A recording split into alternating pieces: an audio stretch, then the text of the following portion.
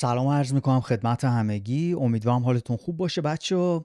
یه ریاکشن خیلی سریع به مسابقات UFC 311 و فایتایی که امروز اعلام شدن. دوستانی که اخبار دنیای MMA رو دنبال میکنن در جریانن. UFC امروز 2 فایت خیلی بزرگ رو اعلام کرد. یکیش فایت اسلام مخاچه بود مقابل آرمان ساروکیان و یکی هم فایت مراب دوالیشویلی مقابل عمر نورماگومدوف. همون فایتی که توی ویدیوی قبلی داشتم در موردش صحبت میکردم. دانا وایت رئیس UFC امروز اومد دوتاییشون رو اعلام کرد. عجب کارتیه بچه‌ها. حالا علاوه بر این 2 فایت اینجا رو ببینید. اینو یری پراسکا مقابل جمال هیل. وحشتناک این کارت. تازه فایت‌های دیگه‌ای هم قراره توی این کارت برگزار بشه، یعنی فایت‌های جذاب دیگه‌ای هم داریم. سرگئی اسپیواک مقابل جایلتون آلمیدا هم هست. کوین هالند مقابل راینر دریدر قهرمان سابق وان چمپیونشیپ. حالا موین غفوروف تاجیکستانی قراره با رینیا ناکامورا مبارزه کنه. جونی واکر مقابل بوگدان گوشکوف. فایتای جذابی توی این کارت هستن. همونجوری که می‌بینیم مثلا پیتون تلبات این هم یکی از این استعداداست. گراند داسون مقابل دیگو فیرا. خیلی فایت، خیلی کارت جذابیه. اولین کارت پیپر ویو سال 2025 و بدون شک میشه یکی از بهترین کارتای سال. به هر حال بچه‌ها خیلی سریع در مورد فایتایی که امروز اعلام شدن صحبت میکنم. تمرکز بیشتر من روی 2 فایت آخره، یعنی فایت مین ایونت و کومین ایونت که آرمان ساروکیان و مخاچوه و دوالیشویلی و عمر نورماگومدوف. بذارین اول از فایت اسلام مخاچو و آرمان ساروکیان شروع کنم. حالا تا فراموش نکردم بچه ممنون میشم همینجا ویدیو رو لایک کنین. اگر هم کانالمون رو تا به حال سابسکرایب نکردین ممنون میشم کانالمون رو سابسکرایب کنین و به دوستاتون هم معرفی کنین. آقا اسلام مخاچو و ساروکیان نزدیک 5 سال پیش با هم دیگه مبارزه کردن. مخاچو اولین حریف آرمان ساروکیان بود توی UFC. یعنی هیچکی نمیدونست اصلا آرمان ساروکیان کیه. نزدیک 5 سال پیش وقتی که واسه اولین بار UFC داشت میرفت روسیه، الان که دیگه نمیره روسیه به خاطر حال جنگ و این حرفا، ولی نزدیک سال 2019 بود دیگه UFC رفت روسیه. مخاچو اونجا من فکر میکنم مخاچو با یکی دیگه قرار بود مبارزه کنه، ولی حریفش مصدوم شد. زنگ زدن آرمان ساروکیان. آرمان ساروکیان موقع 22-23 سالش بود. قهرمان یه سازمان فکر کنم روسی بود. میگفتن که خیلی استعداد بزرگیه ولی هیچکی نمیدونست یعنی تا چه حده. آقا اومد مقابل اسلام مخاچو مبارزه کرد. بعد از مبارزه آدم میدید مخاچو یکم بهتره، ولی آدم اینم میدونست که ساروکیان بعدن میاد. یعنی من وقتی که واسه اولین بار آرمان ساروکیان رو دیدم فهمیدم آقا این یکی از استعدادهای بزرگه، چون که واقعا مخاچو اون موقع استعداد بود. مثلا اون موقع میگفتم مخاچو شاید در آینده بیاد قهرمان بشه، ولی اون موقع هنوز وارد تاپ 15 هم نشده بود. یه استعداد بود. خب بعد ساروکیان رو آوردن داخل. ساروکیان بدجوری تو روش ایستاده بود و آدم مطمئن بود که، یعنی من اون موقع که دیدم مطمئن بودم که آرمان ساروکیان در آینده به یکی از این کانتندرها تبدیل میشه. این هیچ شکی تو ذهنم نبود. اگرم شما دقت کرده باشین درست اولین فایتش رو توی UFC باخت، ولی بعد از اون همش رو برد به غیر از فایتش با ماتئوش گمرات که اونم خیلی پرحاشیه بود. یعنی بعد از فایت همه داشتن صحبت میکردن آیا واقعا گمرات برد، آیا واقعا حقش بود بیاد ببره. اونم خیلی فایت نزدیکی بود. من در مورد اون فایت هم حتی صحبت کردم، اگر بتونید ویدیوهای قدیمی پیدا کنین و اینا. به هر حال الان دوباره به هم دیگه رسیدن. این فایت باید زودتر از اینا درست میشد. همونجوری که میدونید اسلام مخاچو این چند ماهه مصدوم بوده، دستش آسیب دیده بود. فکر نکنم جراحی کرده باشه. یعنی داشت در مورد این صحبت میگه که آیا جراحی کنم یا جراحی نکنم. به هر حال الان دیگه بهبود پیدا کرده و این فایتشون قراره توی شهر لس آنجلس برگزار بشه. 18 ژانویه که به تاریخ شمسی هم میشه 28 دی، ببخشید 29 دی. خیلی فایت جذابیه بدون شک. این یکی از سخت‌ترین حریفایی که تا به حال با اسلام مخاچف مبارزه کرده. فایت قبلیشون رو برید نگاه کنین، سر و پا اصلا زیاد مبارزه نکردن که مثلا بگیم به هم دیگه مشت زدن. خیلی اکشن زیادی نبود. بیشترین صحنه‌های فایت من هنوز نگاش نکردم، بعدا میرم دوباره نگاش میکنم. وقتی که به فایتشون نزدیک شدیم میرم دوباره فایتشون رو نگاه میکنم. ولی الان این روی حافظه خودمه، این حرفایی که الان دارم میزنم. فایتشون رو یه مرتبه دیدم، نزدیک همون سال 2019 لایو دیدم فایتشون رو. به هر حال چیزی که اونجا دیدم همش چی میگن اسکرامبل بود به قول انگلیسی ها. همش داشتن غلط میخوردن، با هم گلاویز بودن، کشتی بود آقا. یه فایت همش در حالت کشتیگیری بودن. خب کسی که واقعا گرپلینگ دوست داره و کشتی از اون فایت لذت میبره. من اون فایت خداییش لذت بردم، حقیقت رو دارم میگم. منم دوست دارم بزن و نوکوت و این حرفا ببینم. ولی وقتی که میبینم دو نفر مثلا در لول هم هستن، چون که اون موقع من میدونستم خب مخاچف خیلی گرپلر خوبیه، با حبیب تمرین میکنه، بهترین رفیق حبیبه و همه این حرفا. ولی وقتی که مثلا میدیدم یه فایتر جوونی که اصلا نمیشناختم یا اومد اینجوری جلوش ایستاده بود، به زور داشتن با هم دیگه مبارزه میکردن و بعضی جاها مثلا مخاچف مثلا نشون میداد که تکنیکش بهتره. مثلا وقتی که یه جای بک تریپ انجام داد، یعنی مثلا وقتی که اینجوری سر و پا بودن با پا زد پشت پا ساروکیان از پاش افتاد زمین. صحنه‌های بالی داشت.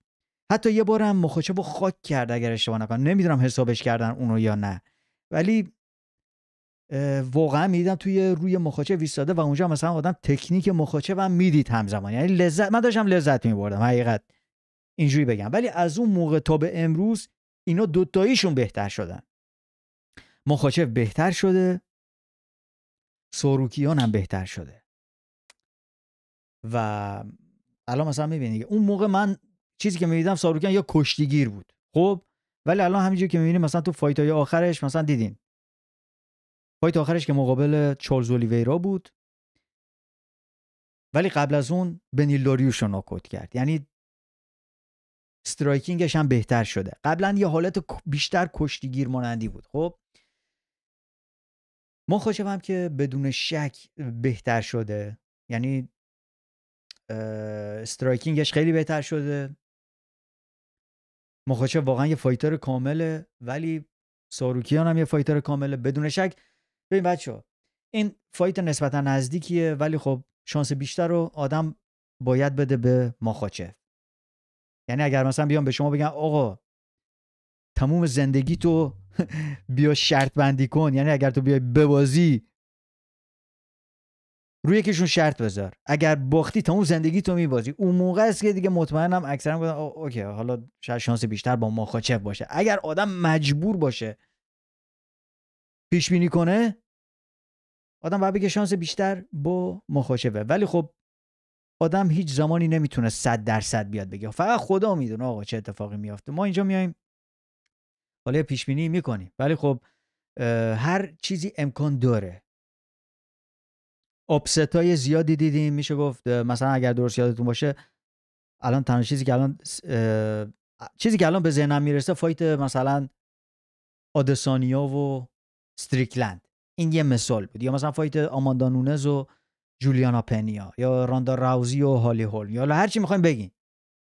خیلی وقتا هست که آدم فایترایی هستن که آندرداگای خیلی بزرگی هن، یعنی روی کاغذ حریف ضعیفترن، ولی یوی میان میبرن، دنیا رو شوکه میکنن و میان میبرن. حالا ساروکیان من نمیگم خیلی آندرداگ سنگینی، اتفاقا میتونه بیاد مخاچف رو بزنه، ولی الان از من میپرسین آیا میتونه بیاد مخاچف رو سابمیت کنه؟ من فکر نمی کنم بتونه بیاد اون رو سابمیتش کنه. کشتی ساروکیان من احساس میکنم شاید بهتر از مخاچف باشه، ولی وقتی که همه چی رو بذارین رو هم دیگه،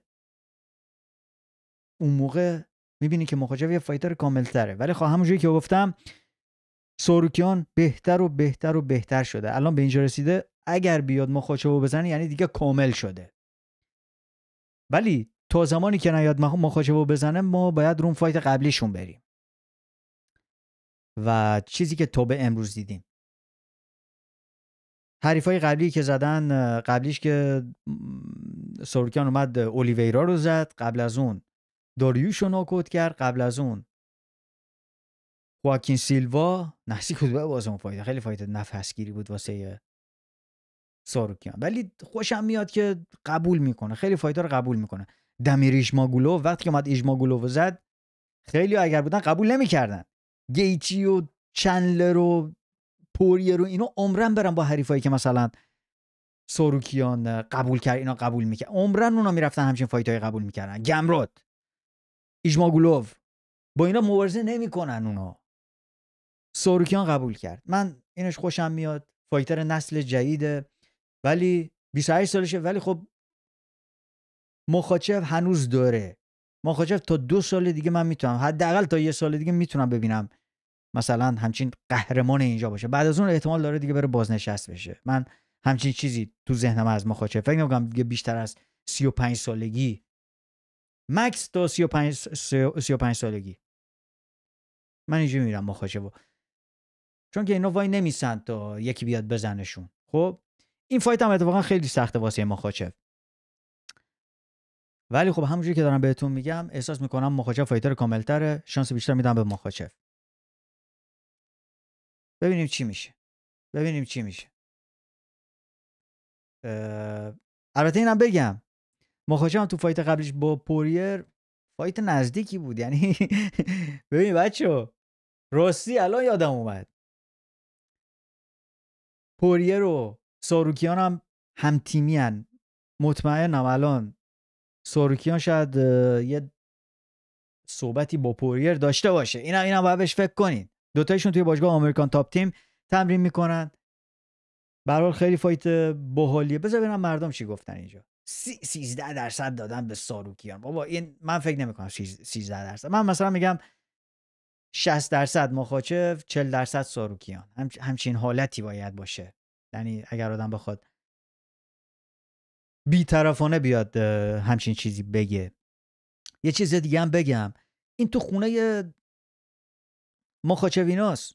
الان همه میگن شاید فقط آمریکا خونه مخاچوینا باشه. نه، اینا توی لس آنجلس دارن مبارزه میکنن و باشگاه ساروکیان و باشگاه مخاچو و عمر نورماگومدوف و حبیب نورماگومدوف و همه اینا توی AKA توی سن خوزه. اینا دوتایشون تو کالیفرنیان، توی استانن. نه 2-3 ساعت شاید با هم فاصله داشته باشن. ما اونجا زندگی نمی‌کنم، نمیدونم، شاید 4 ساعت یه چیز اینجوری، ولی توی استان. یعنی این تقریبا مثل خونه اونا محسوب میشه. اینا توی این حداقل 11 سال اونجا دارن زندگی میکنن.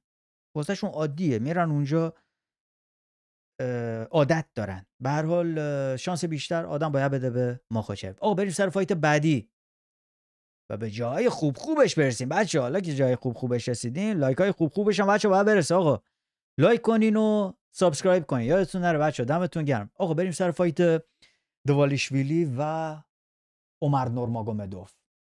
عجب فایتی. حالا به گفته دانا وایت میگفت که مراب دوالیشویلی اومد توی آفیس من، اومد توی همون دفتر دانا وایت توی اون لاس وگاس، توی UFC حالا فکر می‌کنم همونجا باشه، همون هدکوارترز بهش میگن. میگه مراب دوالیشویلی اومد داخل دفتر من و گفت که آقا این خیلی دیگه داره به من بی احترامی میکنه و این حرفا. من این فایتو 100% میخوام. همین الان این فایتو ردیف کنم. من این فایتو میخوام. راستش آخه ما که تا یه هفته پیش یه چیز دیگه میدیدیم. نمیدونم حالا حرفای دانا وایت رو باور کنم یا نه. یعنی همونجوری که تو ویدیوهای قبلی بهتون نشون دادم، مراد دوالیشویلی نزدیک چند روز پیش یه ویدیو درست کرده بود، میگه بابا حق عمر نورماگومدوف نیست، پیتریانو به من بدین یا پیوتریانو به من بدین. به هر حال یکی از بیرون داشت داد میزد، خندم گرفت.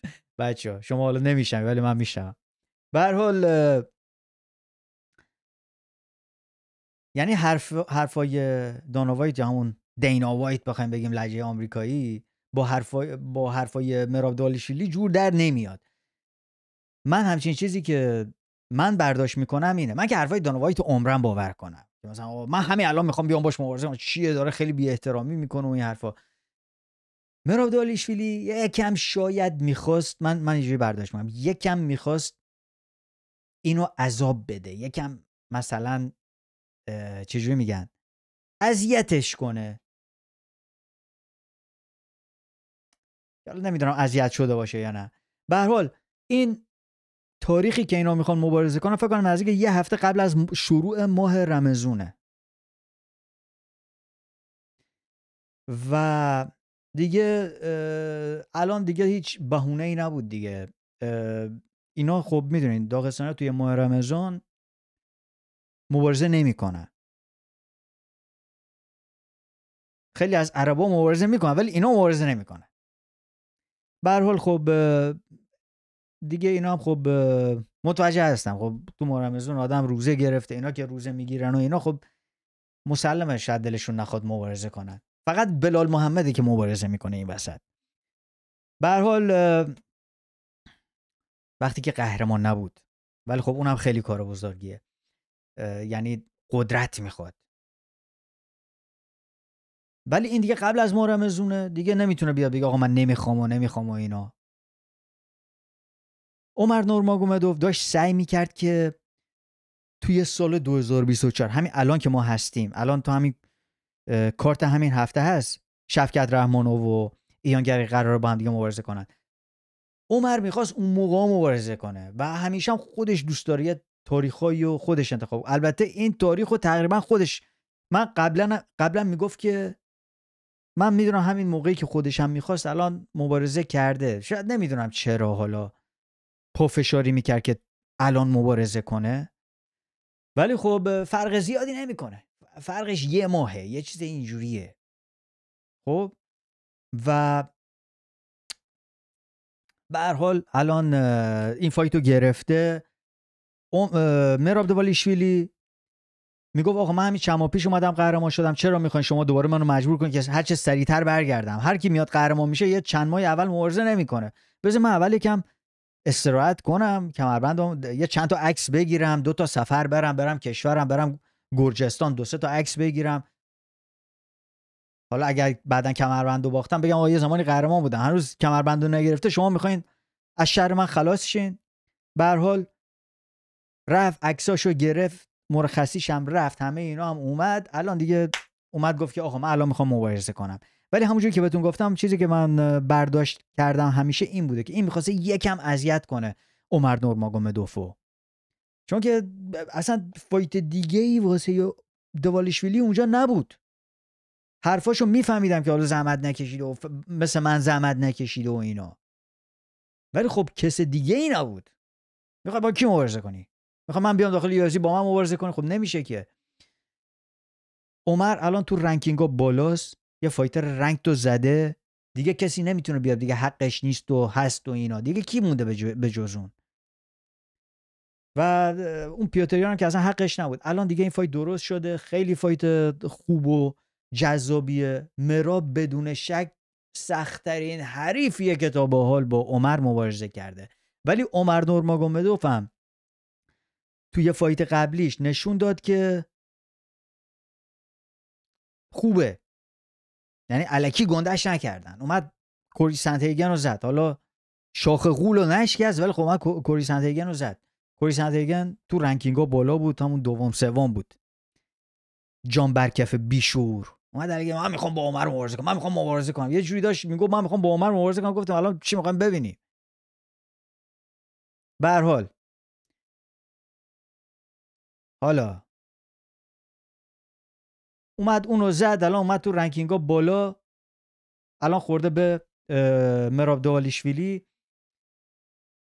ولی خب عمر تا به حال با همچین کشتیگیری مبارزه نکرده. حالا میدونم تو باشگاهشون همش کشتیگیرن و حبیب و فلان و سامبو داغستانی و همه اینا رو میدونم، ولی خب تو یه فایت جدی بزن هنوز، چون که دیگه فایت تو UFC دیگه و مراب با فایترهای تاپ زیادی مبارزه کرده. شما برین نگاه کنین و مثلا حریفای قبلی مراب رو نگاه کنین، واقعا اگر مراب بیاد عمر رو بزنه تبدیل میشه به یکی از این لژندای خروسوز. ببین کیا رو زده تو فایتای قبلیش. فایت قبلیش که مقابل شان اومالی بود، قهرمان سابق اومد برد.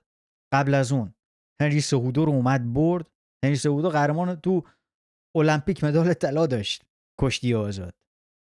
بلندش کرد مثل بچه‌ها، اینجوری داشت انگار مثلا میرفت یه جایی، انگار مثلا بچه‌شو بلند کرد، بچه بیادبی کرده بود، بلندش کرده بود از این ور قفس بردش اون ور قفس زدش زمین. بعد داشت با مارک زاکربرگ صحبت میکرد.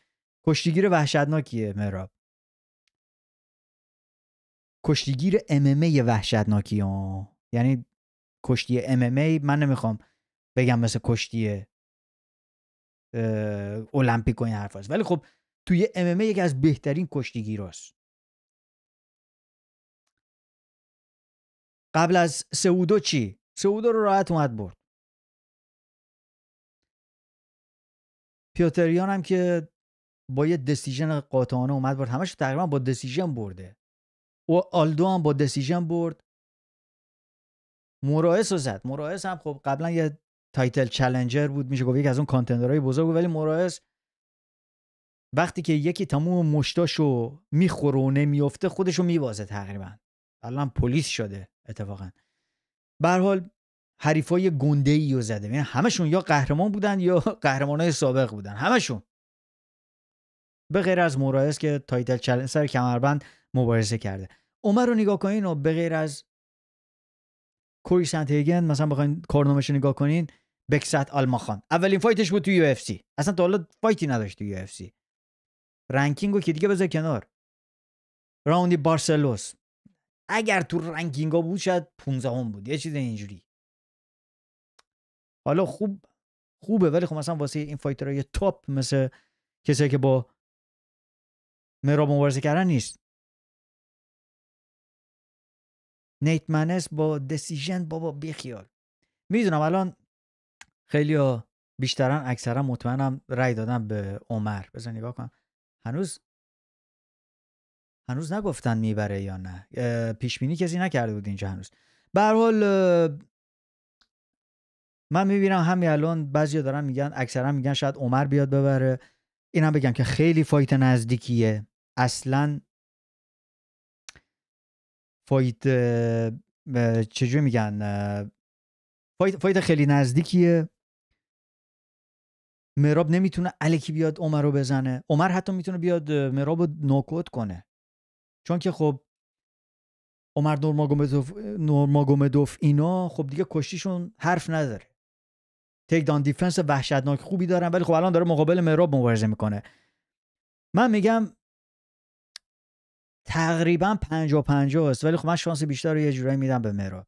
یعنی من تا زمانی که نبینم یکی بیاد مراب رو شکست بده، چون مراب تنها چیزی که من اینجا یکم رو به فکر فرو میبره این سن مرابه. 34 اون سر مرزه. مثلا شما نگاه کنین ولکانوفسکی قبل از اینکه به توپوریا ببازه، هنوز کسی باور نمیکرد توپوریا بیاد بزنش. متوجه چی میگم؟ ولکانوفسکی اصلا یا انگار 7 تا جون داشت لامصب. ولکانوفسکی یهویی از 34 نزدیک 35 شد، آقا باخت، ناکوت شد، تموم شد و رفت. سن 34-35 میشه گفت مخصوصا توی اون کلاسای وزنی پایین دیگه سر مرزه. اینجا به خاطر همینم بود تو ویدیوی قبلی میگفتم آقا اگر مراب میخواد بیاد ببره با همین الان بیاد ببره. یعنی اگر میخواد شانس بیشتری داشته باشه همین الان باید بیاد با عمر نورماگومدوف مبارزه کنه، وگرنه بعداً یه سال دیگه اصلا با هر کسی مبارزه کنی شاید بیای ببازی، امکانش هست مقابل اون فایترهای تاپ. بدون شک فایت خیلی نزدیکیه. عمر هم میتونه بیاد ببره، ولی من یکم شانس بیشتر میدم به مراب، چون که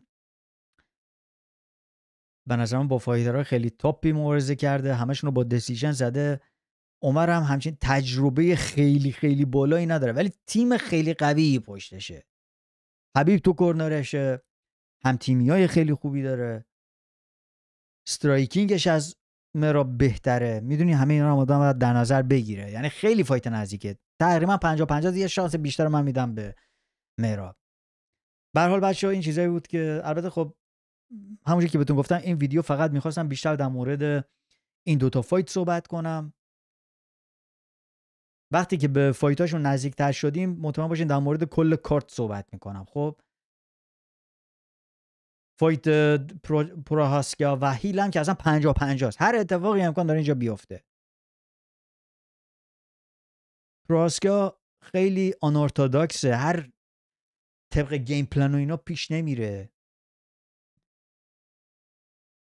ولی خب حالا هرچی هیل یه مقدار با برنامه تر مبارزه میکنه، ولی پروهاسکیا هم مجبور میکنه حریفاشو که باش دعوا کنن. مثل فایتش با الکساندر راکیچ که دیدین راکیچ در حال برد بود دیگه بهش رسید و نوکوتش کرد، یعنی حالا نوکوت فنی. این فایت هر چیزی اتفاق میتونه بیفته. دوتاییشون قبلا تو فایت قبلیشون با الکس پریرا باختن. میتونم ببینم جمال هیل ببره. دوتاییشون خوبن. بچه دمتون گرم، لایک و سابسکرایب فراموش نشه. دم همتون گرم، مواظب خودتون باشین. تا ویدیو بعدی میبینمتون. خدافظ.